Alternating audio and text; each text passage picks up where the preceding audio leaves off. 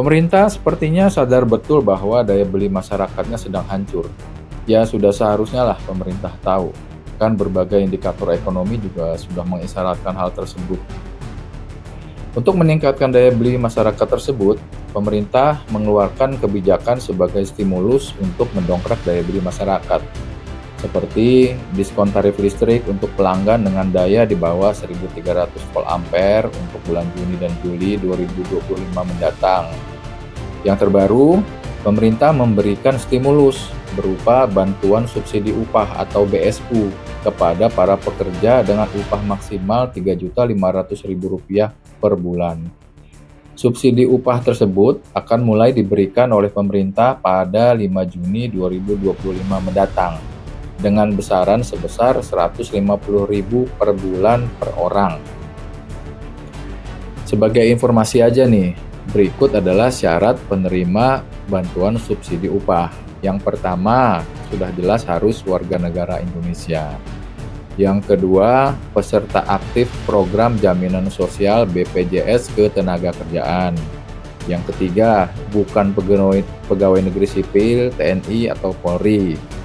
Kemudian belum menerima program Kartu Prakerja, program Keluarga Harapan, dan bantuan produktif untuk usaha mikro.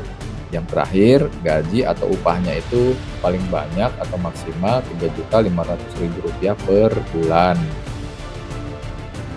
Adapun cara untuk bisa mendapatkan subsidi upah itu, kamu terlebih dahulu harus memastikan apakah nama kamu terdaftar sebagai penerima BSU atau tidak.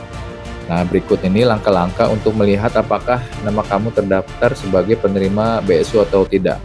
Yang pertama itu, cek status secara online. Kunjungi situs https://bantuan.kemnaker.go.id. Kemudian kamu masukkan NIK, nama lengkap, dan data diri lainnya. Yang kedua, registrasi di kemnaker.go.id.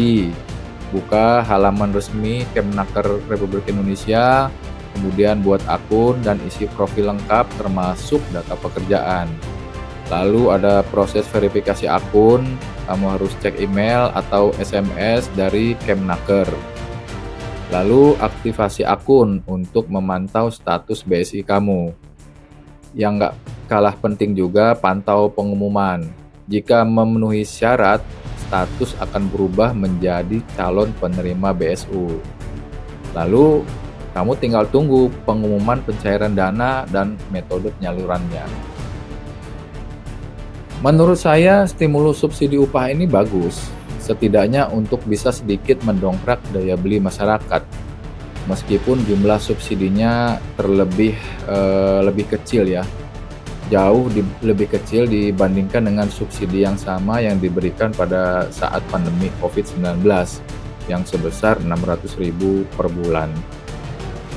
Kemudian saya juga mau mengkritisi tentang besaran batasan gaji yang sebesar Rp3.500.000 tersebut. Gaji sebesar 3,5 juta itu kan berarti di bawah UMP atau UMK.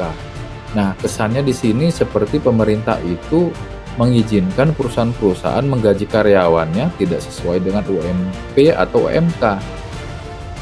Mungkin apa tidak sebaiknya para perusahaan yang masih menggaji karyawannya di bawah UMP atau UMK saja yang diminta oleh pemerintah menaikkan gaji karyawannya sesuai UMP atau UMK.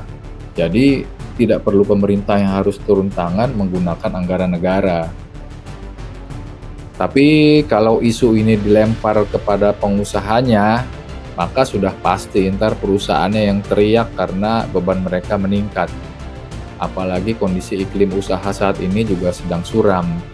Jadinya menambah beban pengusaha juga bisa jadi pisau bermata dua yang justru akan menimbulkan masalah baru, yaitu PHK massal. Oke lah, kondisi iklim usaha sedang tidak baik-baik saja memang. Tapi kan UMP atau UMK itu diputuskan pemerintah harusnya untuk ditaati oleh para pengusaha.